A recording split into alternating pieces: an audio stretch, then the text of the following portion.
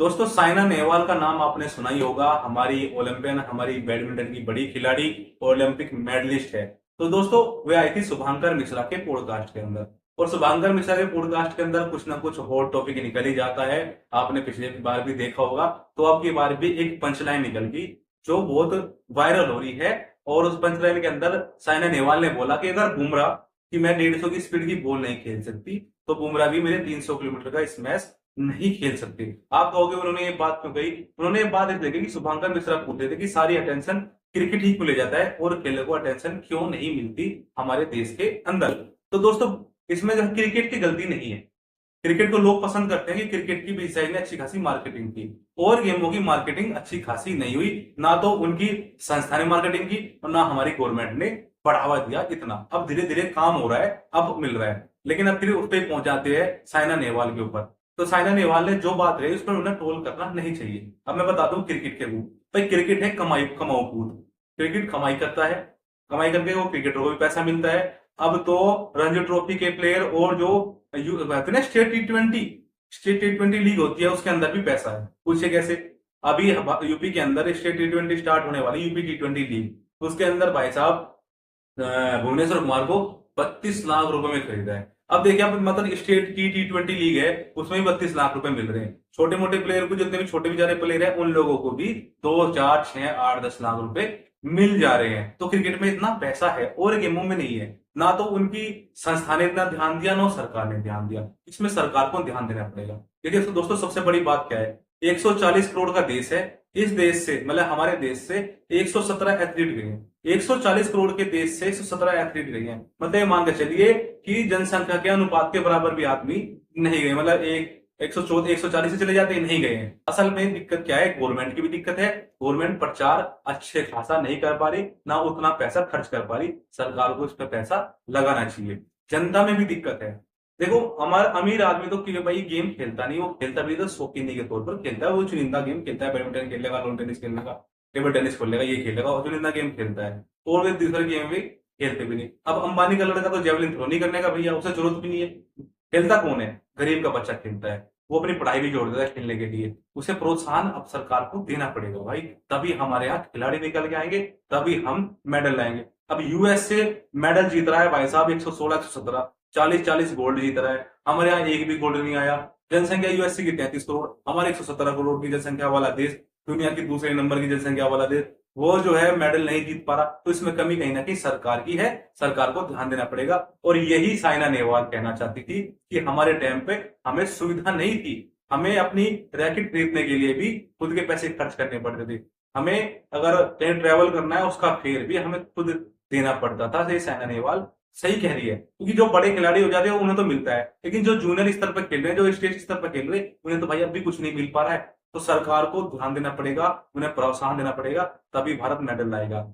और हमारी जनता को भी ध्यान देना पड़ेगा कि अब वो समय नहीं रहा कि कहते थे कि खेलेंगे कूदेंगे बनेंगे खराब। नहीं, अब समय आ गया है। सहवाग ने कहा था कि खेलोगे कूदोगे तो बनोगे नवाब। जब उन्होंने 309 रन मारे थे मुल्तान के अंदर, आपको याद होगा, तब उन्होंने कहा था कि खेलोगे कूदोगे तो बनोगे नवाब। मुल्तान का नवाब बनने के बाद उन्होंने कहा था। तो सरकार को इस पर ध्यान देना पड़ेगा भाई।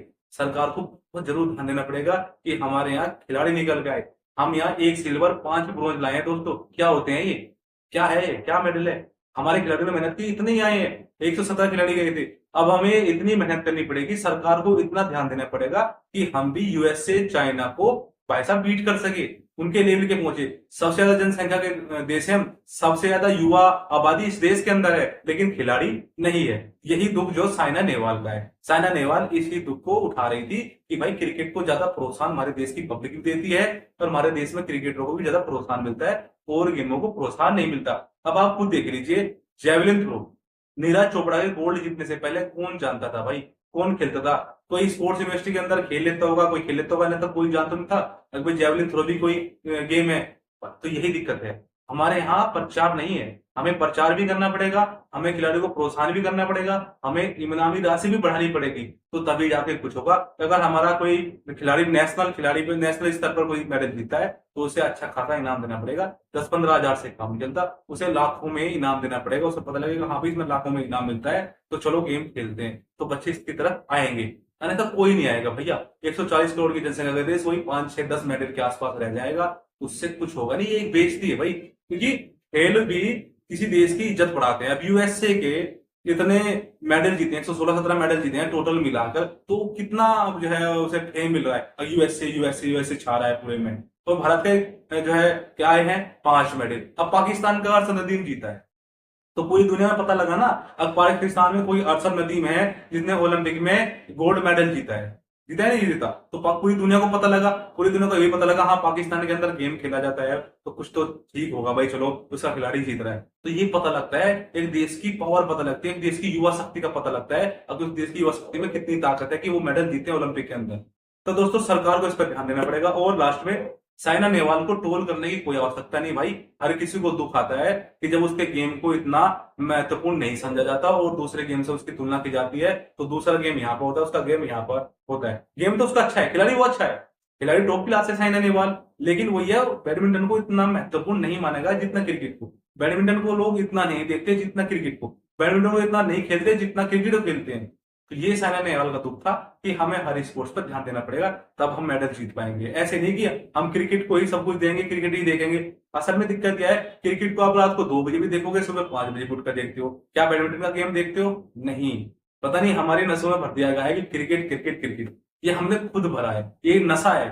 भारत के अंदर क्रिकेट एक नशा है भाई। भारत के हर गली में हर घर में एक क्रिकेटर है। सहवाग और सचिन को भी सलाह देते हैं कि आपने जो है ड्राइव जो हमारा गलत करा, वो शायद बॉल को रोक लेते, देते ना देते सलाह। तो ये हमारे यहाँ क्रिकेट रस बस गया है। तो इसमें सरकार की भी थोड़ी सी गलती है, थोड़ी सी हमारी पब्लिक की भी गलती है। तो सरकार को ध्यान देना पड़ेगा, सरकार को इंफ्रास्ट्रक्चर भी डेवलप करना पड़ेगा, सरकार को प्रोत्साहन राशि भी बढ़ानी पड़ेगी, और सरकार को प्रचार भी करना पड़ेगा कि जब भारत ओलंपिक कराएगा, जब भारत अपने यहाँ ओलंपिक कराएगा, तो भारत नंबर 1 आए टैली के अंदर।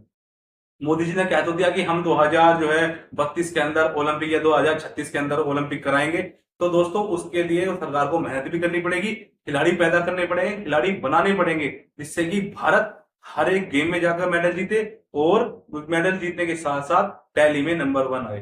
तो दोस्तों आज की वीडियो में इतना ही, तब तक के लिए जय हिंद, जय श्री राम, राम राम।